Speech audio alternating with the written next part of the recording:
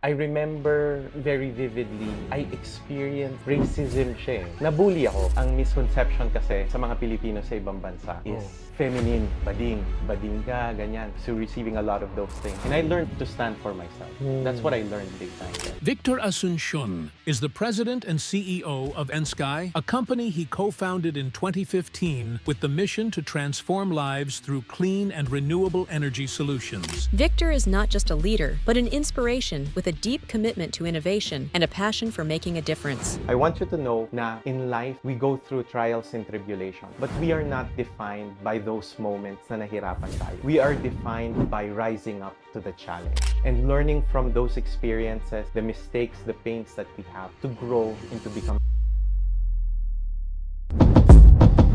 Money Masters with Chinky Tan. The views and opinions expressed by guests on Shake Positive are their own and do not necessarily represent those of the producers, hosts, or network. Shake Positive is for entertainment and informational purposes only. While guests may share insights on financial and business topics, this does not imply endorsement of any products or services. Viewers should perform with their own research. Guys, alam nyo ba na pwede nyo pagkakitaan ng sinag ng araw at pwede rin syempre mababaan ang inyong energy consumption? Paano natin malaman nyo kung interesado kayo? You got to finish this project. Hi there, this is Chinky Tan, your pambansang wealth coach. Sa episode natin na ito, may pag-uusapan po tayo at meron tayong naimbitahan. Napakaganda ng story na kanyang buhay. Not only that, but he's going to give us a perspective on how you can use renewable energy or yung sinag ng araw para ikaw ay kumita at mabawasan ang iyong bills. Let us welcome right now the founder and CEO of Ensky, no other than Victor Asuncion. Hi, Victor. Hi, Sir Chinky. Yes, it's really an honor and pleasure to meet you again. Yeah, it's nice to be here as well. I'm a huge fan of yours and it's a dream na nandito ako right now. Just to give you a perspective, guys, si Victor, we and I met 2 years ago. Nag-usap kami. Alam mo, ang isa talaga sa problema natin dito sa ating bansa, napakataas po ng presyo ng kuryente. Yes. Yung bills ko talaga, it's so high. Tapos sabi ni Victor sa akin, sabi niya, what if matulungan kita sa pagbaba ng presyo ng kuryente mo? That's number 1. Sabi niya, what if meron ka rin isang investment, mag-i-invest ka lang, yung investment mo pwedeng kumita ng 5 to 10% interest per annum. So that really caught my interest. To cut the long story short, yung Meralco bill ko, from 30 plus thousand, bumagsak siya ng 20 plus thousand pesos a month. In other words, ang savings ko, napakalaki po siya. And later, we'll compute how much ang savings ko at paano yan.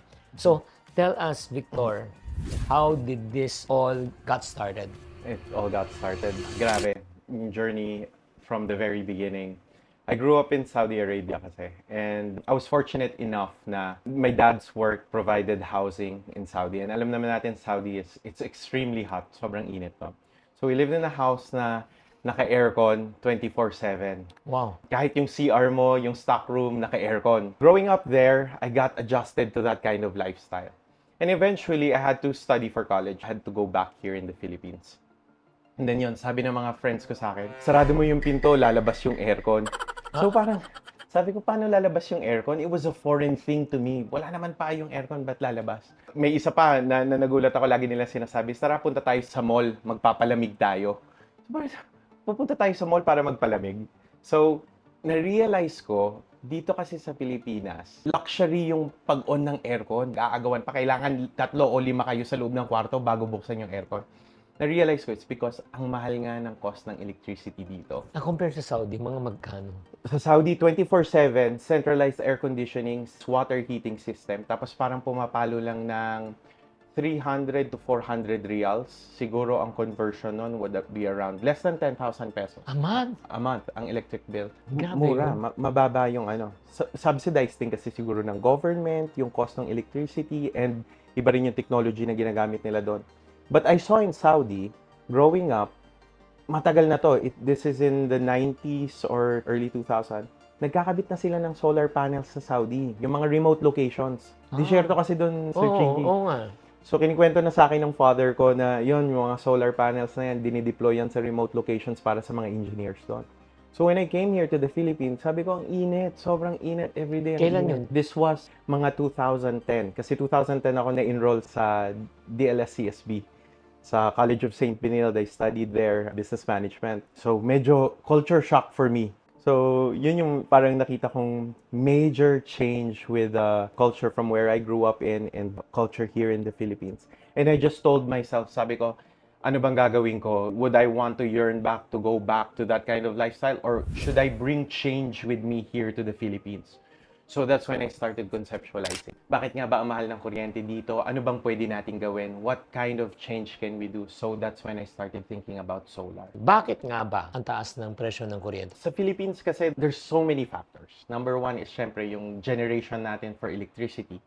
Sometimes nagkukulang pa tayo. The Philippines, sometimes nakikita nyo yan sa news na meron tayong deficit sa power generation natin. Kulang tayo ng mga power plants.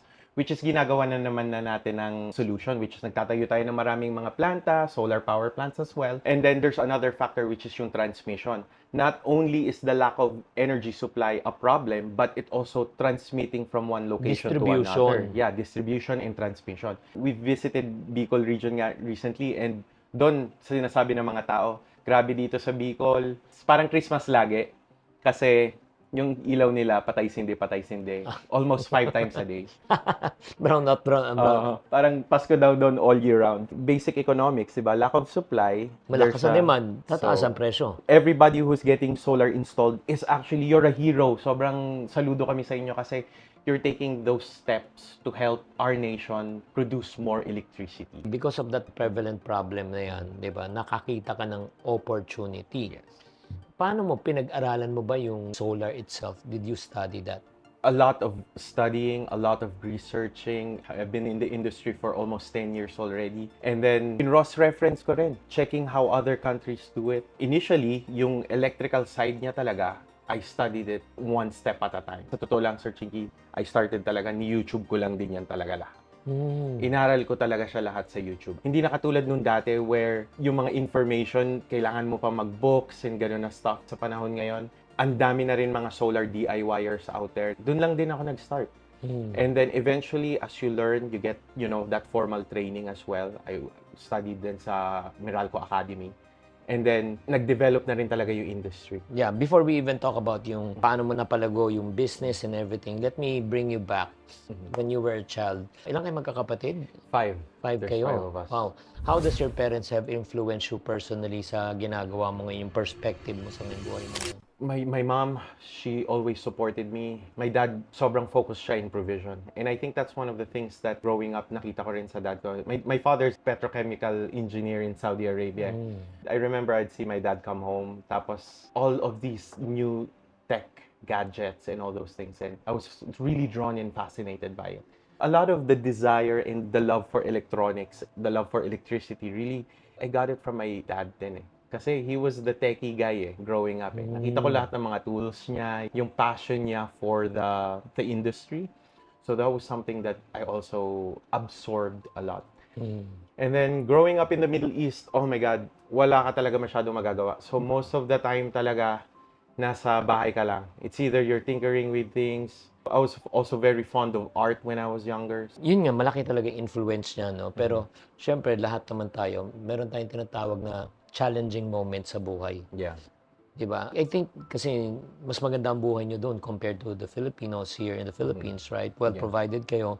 However, may challenging moments pa rin tayo. Yeah. Ano yung masabi mong challenging moments mo when you were growing up? I studied in international school. This is a story that's really deep for me, and I don't know. I've shared it to a very few people. But growing up abroad, studying in an international school, there's only 2 Filipinos in the whole school. I remember very vividly, I experienced racism siya eh. Nabully ka? Nabully ako. Sobrang nabully ako. And during that time, syempre mga foreigners, mga Arabo, mga Americans, they're much bigger and taller. Filipinos medyo late maliliit, late blooming. So I experienced my fair share of bullying during that time. And dun rin ako nagkaroon ng passion for the Filipino people. Tapos nakakatawa nga eh, kasi when I came here to the Philippines, I was like, I really want to support the Filipino nation. I want to develop, I want to grow here. That's why I chose to study here, the Philippines. And then, ayun, kinikwento ko nga sa mga tao na first time kong nakupitan dyan sa Marcos Highway, pasakay ako papunta sa school. Sabi ko, oh no, ganito ba talaga sa Pilipinas? Nasa foreign country ka, nabully ka. Ano yung mga sinasabi sa'yo? during that time, and how did it make you feel? It made me feel afraid. Sobrang natakot, especially being in a foreign land nga na nakakatakot nga naman talaga. Wala kang magagawa eh. Hindi ka naman pwedeng mag-complain. Kaya ano sinasabi sa'yo? Or ginagawa sa'yo? I don't know if it's okay to share, pero I remember vividly kasi ang misconception kasi sa mga Pilipino sa ibang bansa is feminine. Bading. Bading ka, ganyan. So receiving a lot of those things. And syempre, it affected me growing up. It was a challenging time. But eventually, you know, I've grown past it. Pero syempre, during that time, mahirap yun. Tagal nun. Yeah. Alam mo, nung bata ako, nabully rin ako. Mm-hmm. Kasi tawag sa akin, pandak pirate. Pandak pa Maliit kasi ako eh.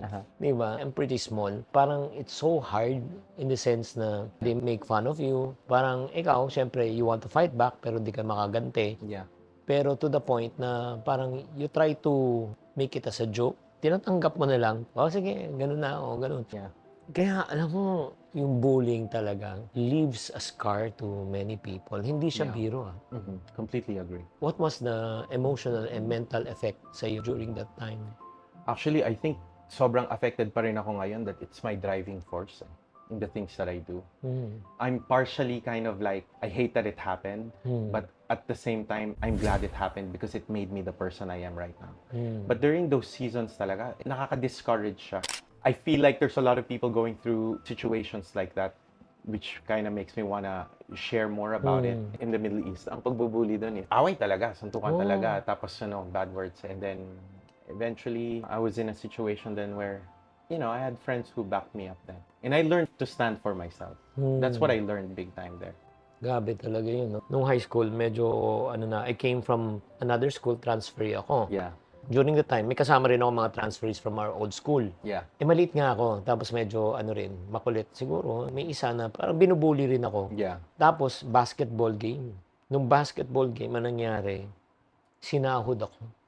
When you sinahod, intentionally, they did something, So, it was a bad fall. Yeah. So, nagkaroon ng konting away and everything. Tapos, tinotont ako. Parang ganun lang. Yeah. Tapos, sinahamon ako suntukan. Laki. Yeah. Malaki siya. Hindi ako lumaban, di ba? Kasi mas malaki siya eh. Yeah. Pero the following day, you know what happened? Pumasok yung tao, may black eye. Basag yung pustiso. Nilabanan mo? Hindi eh.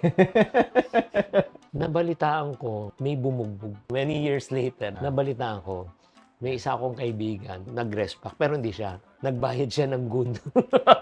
May binayaran siyang gun para... Pero ever since that time, ano nangyari?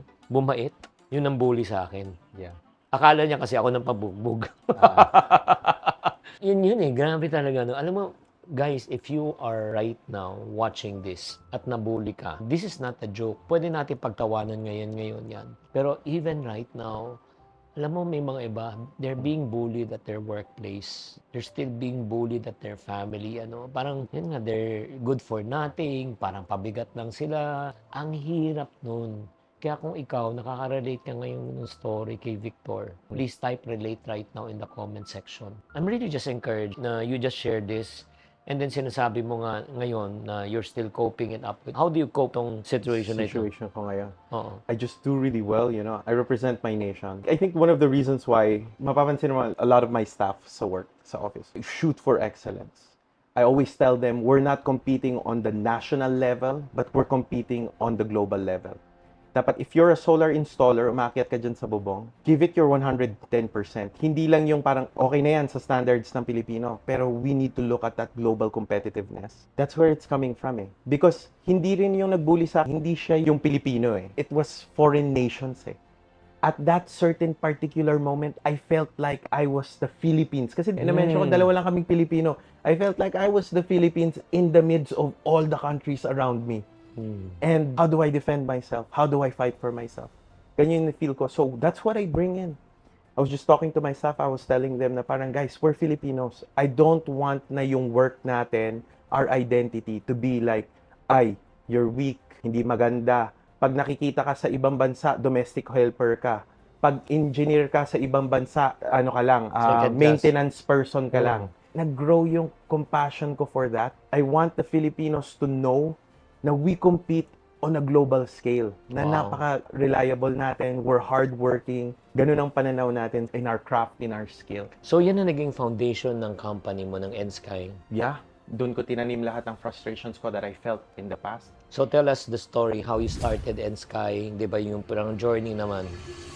It was difficult, as you know, dito sa Pilipinas. If you're a young student, saan ka kukuha ng capital? It's not like punong-puno ng angel investors ang bansa natin, di ba? Actually, doon pumasok, Sir Chinky, yung lessons that you share eh. Kasi at one point, I was a student and then I learned about yung mga books mo na ipon, savings. I had an allowance. Tapos, syempre, you try to save as much as you can. Kasi eventually, doon ka naman kukuha ng capital. I don't think there's ever in the history of businessmen na nakapagpatayo ng successful na business na walang capital, di ba? Tama. So, he either has to get that from somewhere. So, not everyone is fortunate enough din with network or connections. Kung young entrepreneur ka, college student, high school student, plano mo talaga maging negosyante in the future, there's only one thing you can rely on, is your savings. Mag-ipon ka na. So, paano ginawa mo? Magkano pinuhunan mo? Paano naipon? Anong ginawa mo? Nag-save ako. I studied for a bit. From Saudi, wala akong Filipino credit. Marunong na ako magsalita ng Tagalog a little bit, pero hindi pa yung ganun ka-fluent. Inaasar pa ako ng mga classmate ko sa accent ko. Ayan na naman, dito na, nabully ka na naman. Kakambal mo yata ang bully eh. So, pagdating dito, I had to study Filipino sa Los Baños. Nag-aral ako sa CSI. Doon ako nag-aral din ng a little bit Filipino courses. Para makapasok ka ng college, kailangan kasi may Filipino units ka rin eh. I think at that time, may allowance ako na 10,000 pesos a month.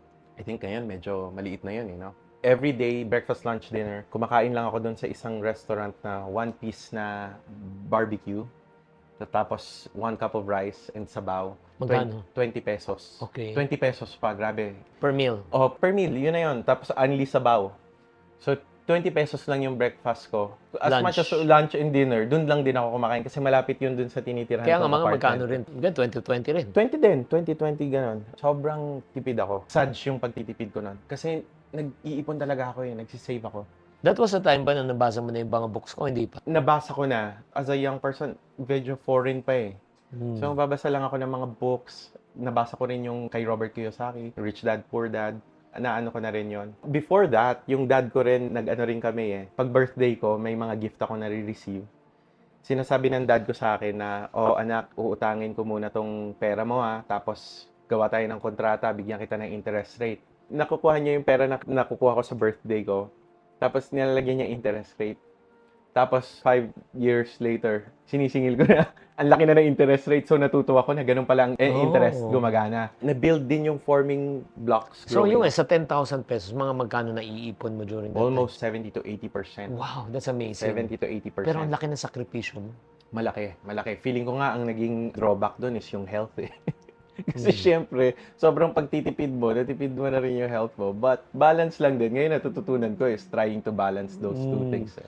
Pero syempre naman, yung mga kaibigan mo, gumigimik, ikaw hindi. Actually, wala akong masyadong friends that time eh. Kasi I grew up abroad, wala naman akong friends when I moved here eh. So medyo loner lang talaga. Focus lang talaga sa business, mag-ipon. I knew na I wanted to start a business na at that age pa lang. Wow. So, Magkano ang total na na-accumulate mong ipon before you got started in the business? almost around 50,000 50K. pesos. Was that enough na para mag-umpisa ka sa negosyo to? It was enough. Oh, It was enough. wow. It was enough because I don't know if you're familiar with yung store na CDR King. Ay, oo. Talagang classic na classic, oh. Lahat Classic. naman eh. Grabe, di ba? Yung parang nung kasikatan ng CDR King, guys, no? CD lang, tapos naging USB, and then after that, nagbibiruan nga kami, lahat nabebenta na niya. To the point, yung driver ko, sabi niya, gusto daw niya ng motor. Piniro ko lang. Punta ka CDR King, pag makakuha ka, bibilang kita ng motor. Meron? Sabi, may mabati motor, meron. So, talas yung sa CDR King. CDR King kasi biglang nagbenta sila ng mga maliliit na solar modules. Oh. So doon ako nag-start. Ang goal ko lang nung time na yon is iso-solar power ko lang yung laptop ko. Kasi gusto ko lang na at least man lang yung laptop ko na araw-araw ko ginagamit solar powered. Malaki na rin mababawas nun sa billing statement. Yung mindset ko nung time. Start small. So research online. Tapos CDR King meron available sa malapit na mall. So tinesting ko, tinry ko. that was already an investment for me in the business. So, syempre, from this size na solar module, malaki na ng palaki. Ang kagandahan din dyan, nagkaroon ka na tinatawag na proof of concept. Yes. That it works. Yes. And then from there, yun nga, how did it grow? From small experiments, I fell in love with it. Now I started researching more and I started taking bigger risks. Siyempre, alam mo naman tayo mga Pilipino, gagana ba yan? So, yung maliit muna bilhin mo. Tapos, uy, gumana. O sige, bilhin natin next time yung medyo mas malaki.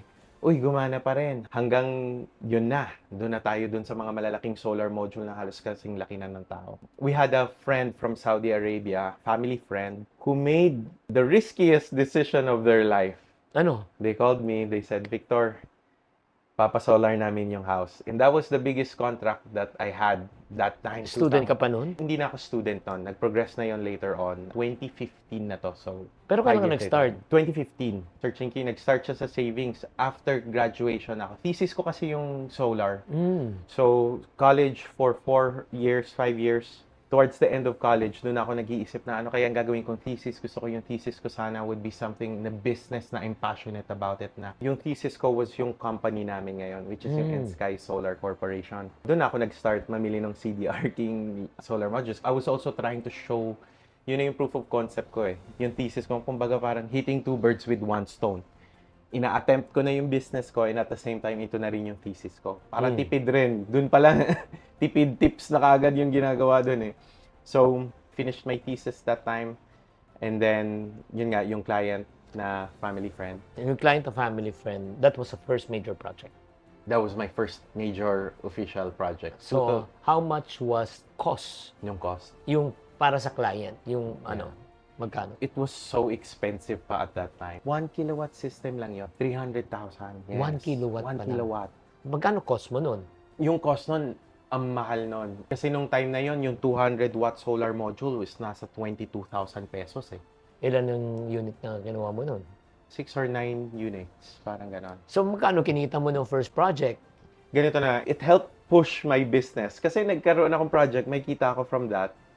Yun na yung naging capital ko to the next project and to the next project. But kumita ko siguro mga profit margin ko there was around 30%. Between 20 to 30%. Not bad na. Yeah, ni-roll over ko na. Plus, when I'm talking to a client, so meron na kaming client na nakabitan. That was the most important part, di ba? Siyempre, nakakatakot yun. Baka hindi mag-work, di ba? Yeah. At saka yung after-sales service. After sales service. It was a difficult challenge. It was a really difficult moment talaga. Every person I was talking to selling solar because it was so expensive and it was untested territory. Wala pa nagpapasolar noon. Lahat ng tingin ng mga tao, mga housewives na kausap ko is like, uy, baka black magic to. This is scam or something like that. Minamagic mo na naman ako eh, parang gano'n. So, it was something that we really had to work towards to convince the client na hindi to scam. It works. 2015. I'm sure you checked the electricity bill. Magkano electricity bill niya before and then... And after. Na-reduce din naman. Bumaba din naman ang electricity bill nila. Pero kasi 1 kilowatt hour lang yan, not much. Hindi masyado. It's negligible siya. But may reduction, but negligible. That was one of the challenges in renewable energy at the beginning because of its high cost. 2015. 2015. So, kailan talaga siya lumaki? Kailan niyo talaga nakita, uy, talagang this is already gaining momentum? 2022, during the pandemic period. Doon talaga nagkaroon ng shift. And then 2022 marked the lowest cost per watt ng solar energy. Kailan na talaga nagkaroon ng parang acceptance? Saka kailan na lumaki ang N-Sky? Between 2020 and 2022. 2020. During the pandemic period. What made it different sa pandemic? Bakit? I think a lot of people kasi when they got stuck at home, syempre, usually hindi mo maiisip na lalaki yung electricity bill mo kasi nasa office ka naman during the day, di ba? Oo. So ngayon, people were at home, they had to turn on their aircon, they had to live at home, consume that electricity, lumaki yung billing statement nila. So now, household, they suddenly had an idea na ang laki pala ng consumption natin sa electricity. Yung public natin, biglang nagkaroon ng understanding. Nagkaroon ng awareness. Awareness, exactly, on solar energy as a viable option to reduce your electricity bill. Paano naman nalaman ng tao na to get in touch with you during those times? Meron ka bang ads or anything? Yeah, we had their website, we had the social media platforms, we had a lot of collaborations then with other notable people. So we were able to capture a certain level of that market as well. Sige, tell us a story ng before and after na, kunyari, probably a celebrity that you have helped. Di ba? Sobrang favorite namin is we worked with Sir Julius Babao. Oh. Yeah.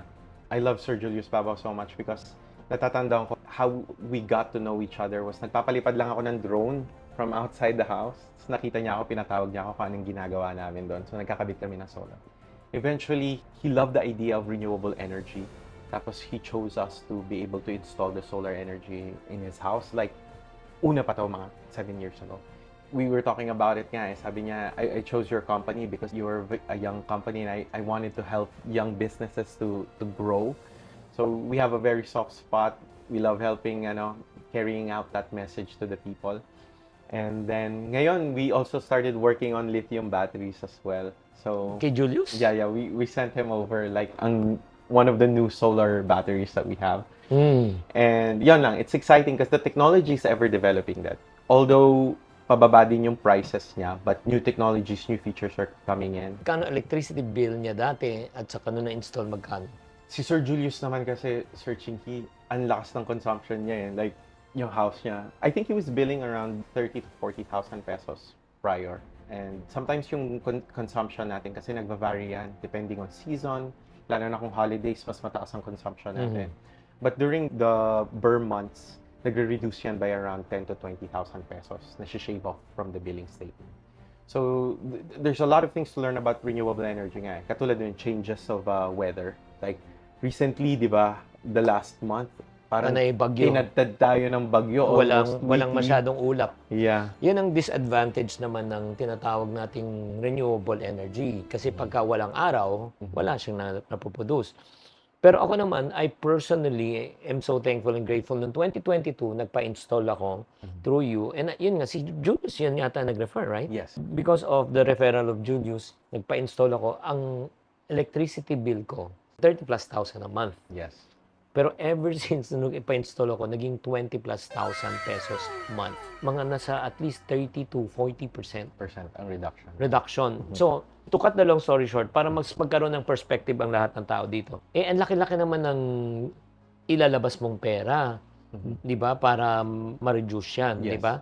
So, ngayon, personally, kung ngayon mga magkano na lang for the 10 kilowatts, kasi 10 kilowatts na nagawa sa akin, mga magkano na lang yung installation cost? We're looking at 290,000 pesos to 350. 350,000. 350, let's say, on the High side.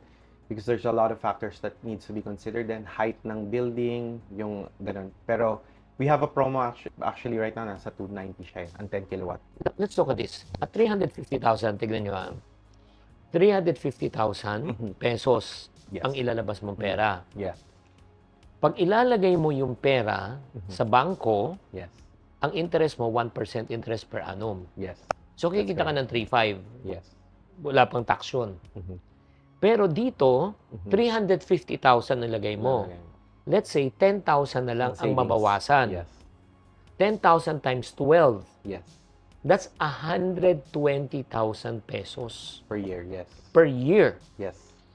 Huwag nyo tignan from the perspective of savings. Yes. Tignan mo from a perspective of investment. Guys, nagigets nyo ba to? Kasi kunyari may 350,000 ka ngayon. Ilagay mo, saan ka makakita na pwede kang kumita ng more or less na mga, yun nga, 120,000 a year. Kung i-compute natin, that's around 30+% per annum. Yes. That's correct. Tama? That's 3% per month. Per month. So, imagine mo, ang laki ng ROI mo. Yeah. Ang bilis. And then, ang kagandahan niyan, in 3 to 4 years, bawi ko na. Bawi na. Yes. Tama? That's correct. So, on the 4th year, 5th year, 6th year, kumikita na yung Yes. That's the beautiful thing. Alam mo, we've gone around talking to people about solar and the power of it. It's such a beautiful thing. It's a really, really good investment. You're correct, Sir Chinky, dun sa term na investment. We tend to look at it kasi na parang appliance siya. Baka masira agad. Gano'n. Ang tingin kasi ng tao kasi, ay, makakasave lang ako. Oo, yeah. Hindi ka Kasi, okay, makakasave ka, pero tignan mo as a form of investment.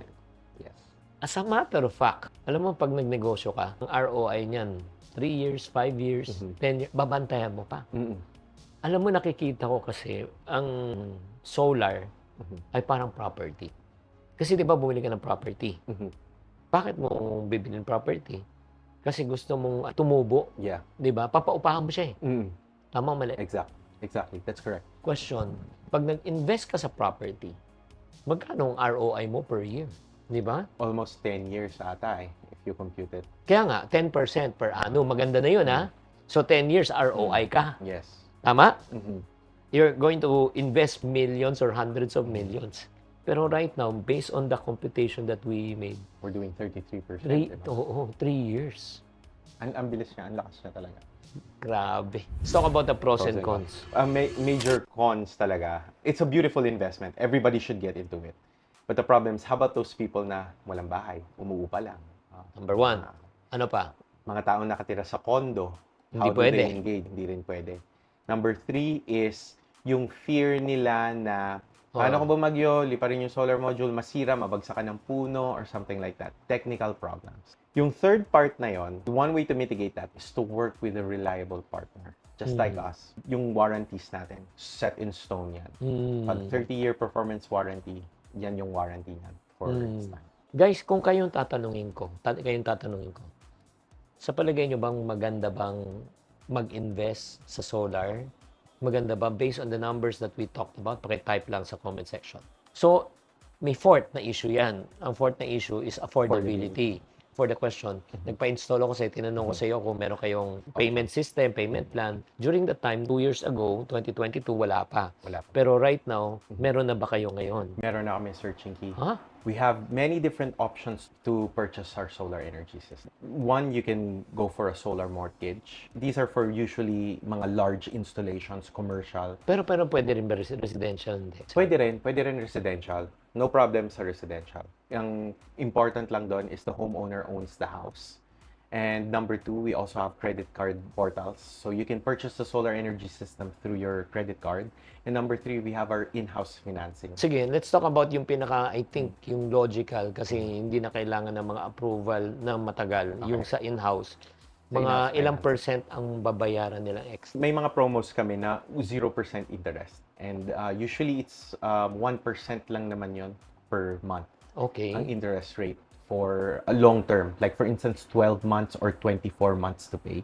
And it would also depend on your down payment. So your down payment could be as small as 0% to 30%. 50%, it also depends kasi sometimes we can do 24 months payment na 0% interest. Kunyari, 360,000 divided by 24. Yes, exactly. Ganon na payment scheme. So, mga 0% magkano siya interest. monthly? 360,000 divided by 12, mga nasa, I think pumapalo na lang mga 10,000 to 15,000 pesos. Ganon. Wow. Ang natin, monthly payment terms natin. 10 to 15,000. Yes. Eh kung yun din naman masasave mo eh. Exactly. Parang kind of, ang nangyayari sa kanya is pay what you save scheme.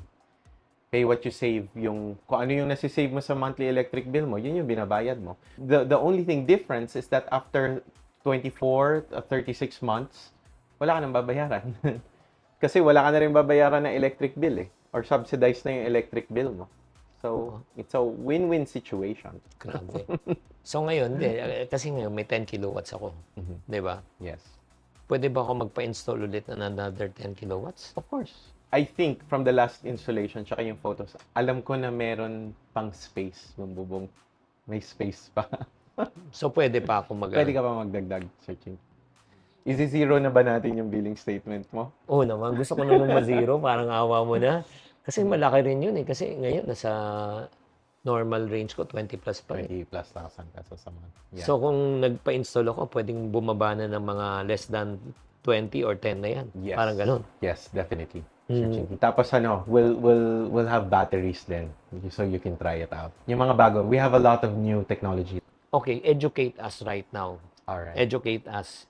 Kasi right now, ganito pong nangyayari. Dalawang system eh. Yeah. Sige. There's two types of solar energy system. Ito yung commonly na kailangan malaman ng Pilipino kasi it's the most applicable for the Filipino people. Ay, by the way, guys, kung nabobore na kayo, huwag niyo na panoorin to. Pero pag interesado kayo, nako, i-reveal namin sa inyo paano niyo makokontakt tong si Victor mamaya. Sige, ano yung two types? Two types of system, which is the grid tie system and the hybrid system. So, grid tie system, it has its pros and cons. Number one, it's the cheapest, most affordable solar energy setup that you have. But it doesn't have any batteries. Yun lang naman yung pinaka-major part niya. Okay, ganito. Sisimplihan ko yun. Guys, ang ibig sabihin yan, use what you produce. Yes. Kunyari kung ano na-generate, gagamitin na. Tapos Yes. na yun. So, in other words, hindi pwede sa gabi, sa gabi, buksan mo yung walang ganun. Walang ganon. Yes. Oo. Kasi ngayon po, aside from yung feature na use what you produce, ngayon po, ang nangyari, nag-file ako sa Meralco that I can sell back yung excess ko. So, every month, nakakabenta ako ng additional 2,000 to 4,000, more or less ganun. Ang binibili ng Meralco sa akin. Yes, sir. Yes, sir. Anong tawag dun? It's called net metering, sir. Net metering. Net metering. So, yung first is use what you produce. Yes. Second is net metering. Net metering. Meron Yes. pang pangatlo. Meron pang pangatlo, which is yung hybrid system natin. Paano? So, yung hybrid system naman natin is may battery ka na. Para kang may storage tank ng electricity. So, pag hindi mo ginamit yung kuryente, mag-charge yung battery mo. Basically, to make it as simple as possible, parang may power bank yung bahay mo. Yes. Yun. Mm. May power bank lang. Sobra-sobra yung kuryente, charge mo yung power bank mo. Tapos, pag Sa gabi. pwede mo nang gamitin yung power bank mo. So, tipid ka sa kuryente. Oo. The reason why hindi siya ginagamit dati, sobrang taas ng power bank. Yes, ang mahal ng cost ng Di ba power bank. natatandaan nyo pa ba yung power bank dati kung mga magkano yun, di ba? Yes. 5,000, 8,000, 10,000 yung mga sa cellphone. Yes, Pero ngayon, exactly. ang affordable na. 300 pesos, 700 pesos. Dati, magkano yung power bank na yun dati? Dati, it would cost around 250,000 pesos for a typical size for a typical household. Ngayon, it's dropped to 95,000 pesos. So, almost 50%, 60% reduction in price. So, all of a sudden, it becomes viable for people. And dali na lang ibenta sa mga customers. Dali lang sabihin, sir, kayang-kaya mo, afford mo na yan. Kasi yung benefit na makukuha mo dyan, malaki.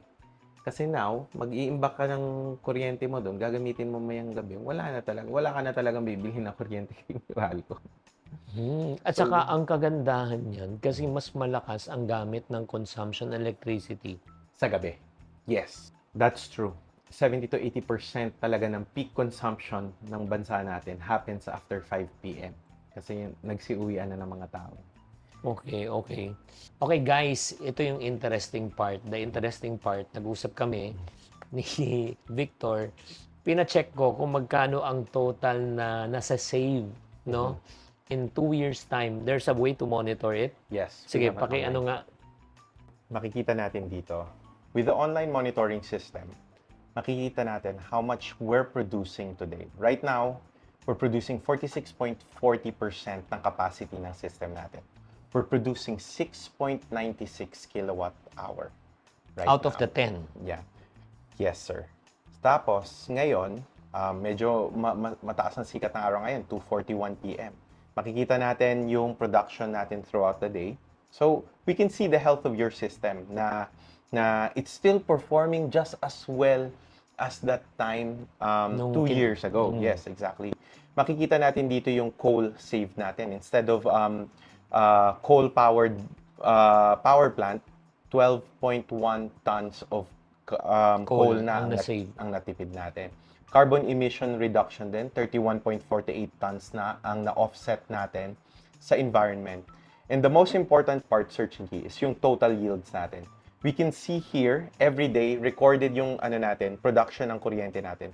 436,000 pesos na yung natipid natin since we installed the solar energy system. In 2 years' time. In 2 years' time. I think to be exact, parang 3 years na rin eh. Let's click total. Makikita natin dito yung total.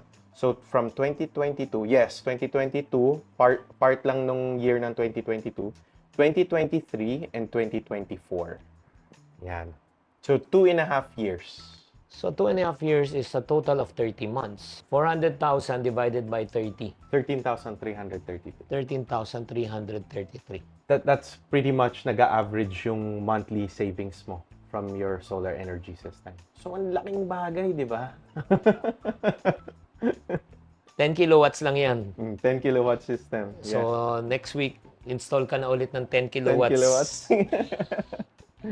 May client ka talaga na zero na talaga ngayon. Meron tayong mga clients na zero talaga, and it's because addict sila dun sa dun sa technology. Ideally, naka-batteries ka dapat. Kasi pag grid tie system tapos i-zero mo, marami kang ibebenta kay Meralco para ma-zero mo yung billing statement mo. So, for houses na maliit lang din ang consumption nila, mga 3,000 to 4,000 pesos a month, yun zero billing statement talaga siya. In the future nga, we're going to be putting out those data data ng mga client namin na zero billing statement sila. Para makita talaga ng tao na meron mga zero billing statement clients kami. Wow. So guys, kung interesado kayo, number 1, to invest, no? And then number 2, to save money. At the same time, to help also the Mother Earth. Kasi yan, laking carbon emission, footprint, trees planted pala, Trees no? planted, yes. Ano naman ibig sabihin ng trees planted? So, yung trees planted, yun ang amount of trees hindi natin kinut down. So, yung amount of carbon savings natin, yun yung katumbas ng ganun karaming puno na tanim natin. Wow. So guys, again, this is not an endorsement, but this is based on what I've experienced, based on what we have already done. So talagang sobrang worth as an investment. Kasi ako naman talaga, di ba, Mr. Iponario as far as possible, lahat ng pwede kong pag-investan para makabalik, para makaipon, para makasave, or para kumita, gagawin ko yan. So before we close, gaano nakalaki ngayon si Ensky? We've grown well. So, Chigi, ang mindset ko kasi when it comes to business growth is slow and steady. Nag-grow kami in terms of the foundation ng business namin.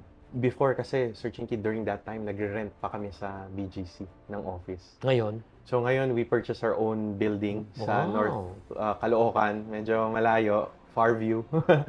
But it's something that we call our own na. Yeah, it's a testament na talagang, Kasi mahal din yung rent. It's an investment din. Tama. So our company focuses on investing then in our people, in our location. We were also able to build our own warehouse na rin. oh, So at least nakatipid ka rin doon. tipid, ganun din ang strategy ng business namin. Because ito yung mindset ko as a CEO. Kailangan maging sustainable yung business operation para tumagal yung operations natin for our clients. Wow. Yeah.